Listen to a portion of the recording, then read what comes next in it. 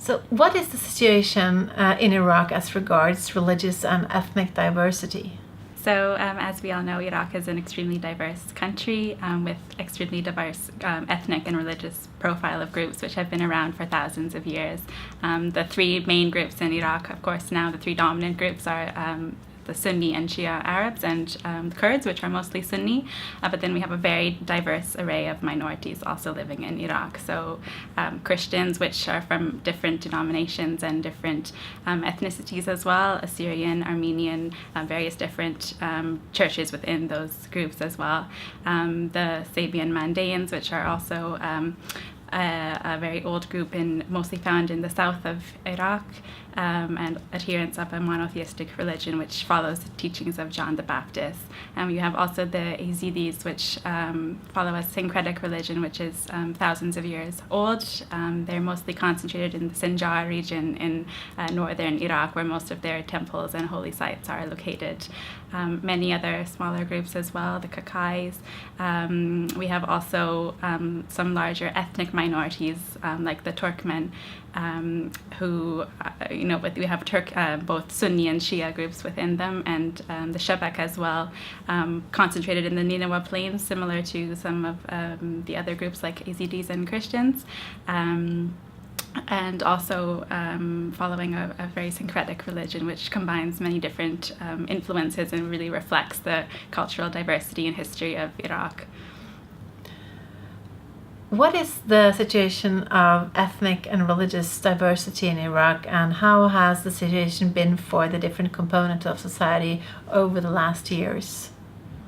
Well, as you know, unfortunately, the recent history of Iraq has been very much dominated by conflict, and some of the violence that groups have faced dates back to before the U.S. invasion, to the Ba'ath regime, when you had a state which was founded in a very exclusionary identity based on an Arab national identity. And so you saw many of these groups being forced to identify as Arabs and to kind of go along with the regime's ideology, and if they didn't, then many of their villages were destroyed, many people were displaced. So that's kind of the longer term history. What we've seen since the US-led invasion is unfortunately not much of an improvement for minorities. In 2003, when the US troops came, you saw a total breakdown in law and order, which led to the proliferation of extremist armed groups from both the Sunni and Shia sects, which part of their ideology and part of their tactics in the post-invasion landscape was targeting minorities, unfortunately. So we saw a lot of attacks against houses of worship, attacks against minority-owned businesses in Baghdad and elsewhere, and being just treated with complete impunity by the Iraqi government. So what we saw during this time was a very dramatic beginning of an exodus of many minorities from Iraq, particularly Christians at this time left Iraq in disproportionate numbers compared to, we had a displacement of Iraqis in general, but if you look at some of the minority groups, they were more likely to leave because of how targeted they were after the invasion. And for the ones that stayed, you had formerly diverse areas like Baghdad becoming more and more segregated along ethnic lines, many minorities choosing to relocate to smaller cities, for example, going back to the Nineveh Plains and to areas where they formed a majority, so that they felt some semblance of safeness among their fellow community members. So this is kind of what paved the way for the most recent atrocities. Of course, the situation of the Yazidis and other minorities and what happened to them at the hands of ISIS is very well known. But again, it's kind of happened against a backdrop of these longer-term patterns of exclusion and discrimination, and also stereotypes and hate speech that have been circulating in Iraq for many years, and but met with very little accountability or very little willingness to prosecute or to actually crack down on some of these attacks, whether it's verbal or physical attacks on minorities, all kind of paving the way to the very unfortunate recent developments. So the Yazidis are the largest Yazidi population in Iraq is concentrated in Sinjar, which is in the Nineveh Plain west of Mosul. So as you know, in June 2014, ISIS had taken over Mosul and was embarking on a very rapid campaign of taking over other areas of Iraq in and around Mosul. Nineveh Plain, ever since the US-led invasion, has been considered one of the disputed territories. So both the Kurdish regional government based in Erbil and the Iraqi central government based in Baghdad have disputed over control over this area, which has led to a very uncertain security situation for some of the groups there. At the time that ISIS was on its way, those areas were being guarded by the Kurdish Peshmerga forces, and so most of the Yazidi inhabitants of the area thought that they were safe and that the Peshmerga would protect them from a possible ISIS advance, or that would at least warn them, and that if they had to leave, that they would have some warning. Unfortunately, what happened is that the Peshmerga forces withdrew without warning in face of the ISIS advance, which allowed the ISIS forces to just come into Sinjar.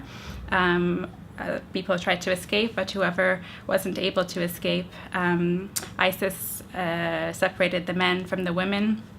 The men who were taken were either forced to convert to Islam, or they were killed. The majority of them were either killed right away or kidnapped and then later killed. The women, of course, were also taken. We had, various ranges from young girls all the way up to older women kidnapped, and the younger ones especially were often separated, or the ones who were considered to be the better looking were separated from the rest, and most of them ended up in sexual slavery, being either sold or given to ISIS fighters as kind of rewards, as spoils of war, or being sold multiple times, transported also to other regions outside of Iraq.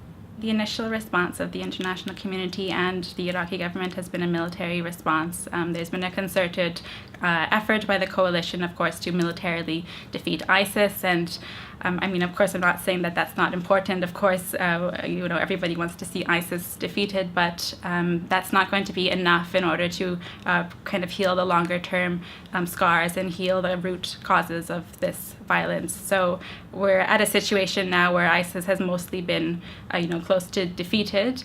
But in order for Yazidi women and girls and men to feel safe in Iraq again, it's not just enough to know that ISIS is not there anymore. A lot of them have lost complete trust, not only in their neighbors and their community members, but also in both governments, the Iraqi government and the Kurdish government, because of the perceived inability of either government to actually protect them from this genocide, and also to protect them for years leading up to it. So what we need is reform in a lot of different sectors, including comprehensive anti-discrimination legislation to prevent some of these roots of discrimination from